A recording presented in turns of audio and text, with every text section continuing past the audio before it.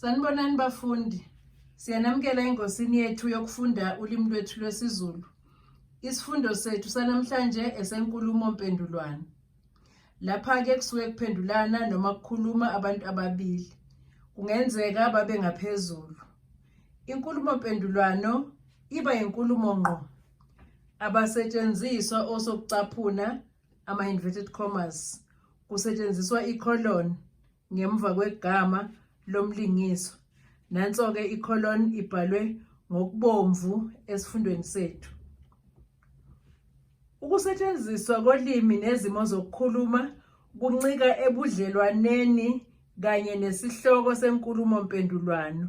Isibonelo nje, uthisha mayekhuluma nomfundi, noma iphoyisa likhuluma nesiboshwa, umhlengikazi ekhuluma nesiguli, inkosi ikhuluma nenceku yayo noma induna, njalo njalo.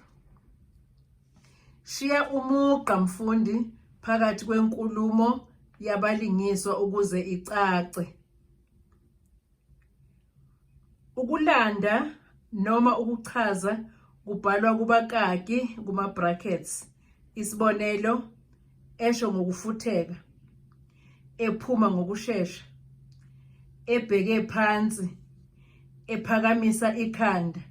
Lokhu kusuke kuchaza ukuthi umuntu ofundayo abone ukuthi isinjani isimo somuntu lo okhulumayo enkulumeni mpendulwano.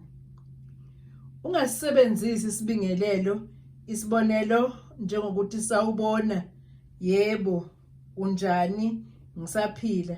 Lokho kwenza inkulumo mpendulwano ibe nesidina futhi kwandisa amagama angenasidingo enkulumeni. Qaphela ke mfundi, embuzweni kuyaye kushiwo inani lamagama okufanele uwabhale kuleyo nkulumo mpendulwano yakho.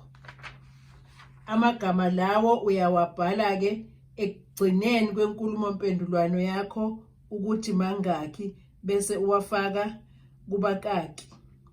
Ake sibheke ke nasi isibonelo senkulumo mpendulwano esinayo esifundweni sethu sanamhlanje.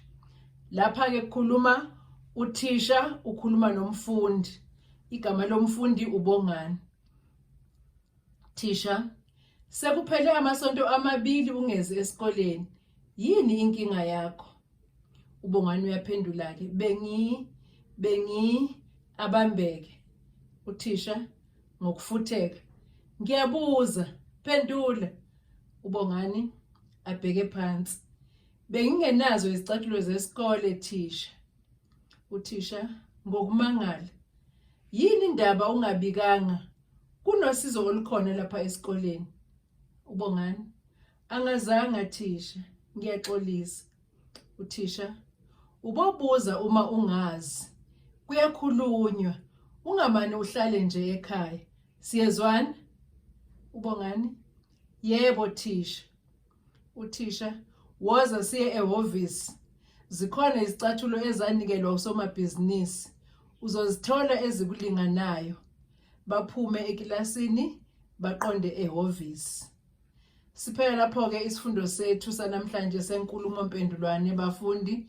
Ngiyacela ke ukuthi nichofe usubscribe, nichofe ulike kanye no-share, nisidlulise lesi sifundo, nisidlulisele kwabanye ukuze sisize abantu abaningi. Siyabonga bafundi, sizobonana futhi esifundweni sethu esilandelayo.